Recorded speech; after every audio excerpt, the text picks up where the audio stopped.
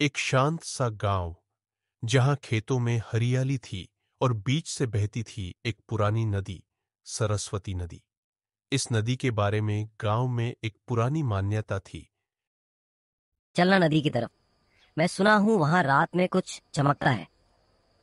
पागल हो गया है क्या? रात में कोई वहां नहीं जाता। गांव के बच्चे उस नदी के पास जाना पसंद नहीं करते थे, लेकिन पिकू को डर नहीं लगता था। दादी माँ बच्चों को कहानियां सुनाते हुए। एक समय था जब उस नदी में एक घंटी डूबी थी और साथ में डूबा था एक सच्चाई का टुकड़ा।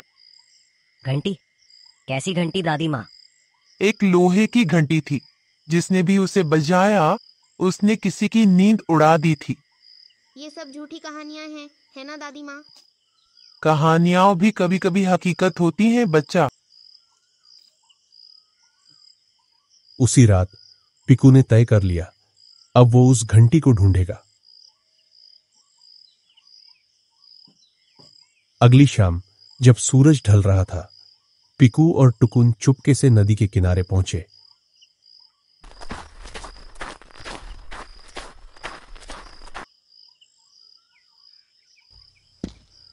टुकुन, इधर आ।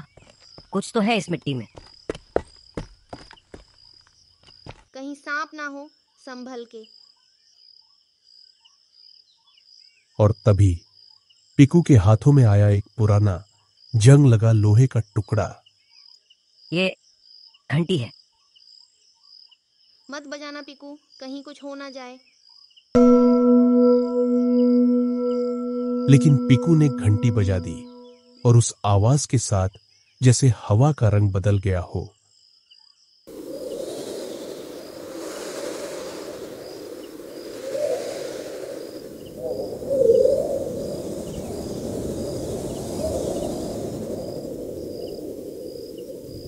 घंटी की आवाज के बाद नदी के दूर छोर पर एक परछाई खड़ी दिखाई दी। टुकुन,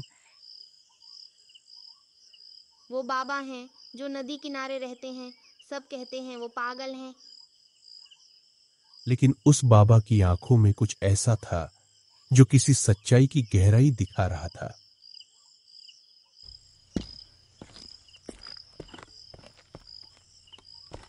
घंटी मिली तो राज भी मिलेगा, पर क्या तुम सच सह सकोगे बच्चों?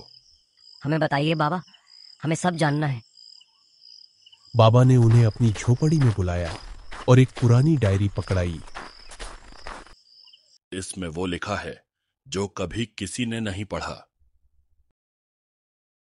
डायरी में लिखा था, नदी के नीचे एक सुरंग है, वहीं सच दफन है। नदी के नीचे? क्या वाकई? हमें कोशिश करनी चाहिए।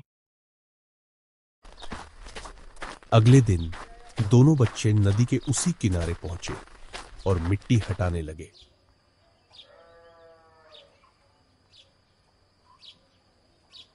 यहाँ कुछ है। एक पत्थर, नीचे कुछ है। पत्थर हटाते ही एक छोटा सा रास्ता खुला, एक सुरंग। हम अंदर जा रहे हैं। चल।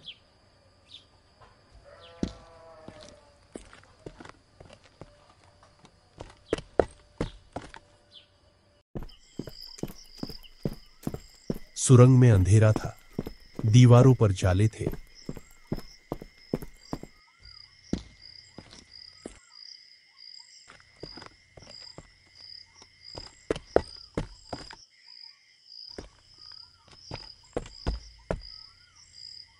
लेकिन आगे जाकर उन्हें एक डिब्बा मिला। ये क्या है? ये स्कूल का प्रमाण पत्र है। मास्टर जी का नाम लिखा है, पर इसमें कुछ गड़बड़ है। डायरी और दस्तावेज से खुला कि मास्टर जी ने अपने साथी शिक्षक का करियर बर्बाद किया था और सबूत नदी में फेंक दिए।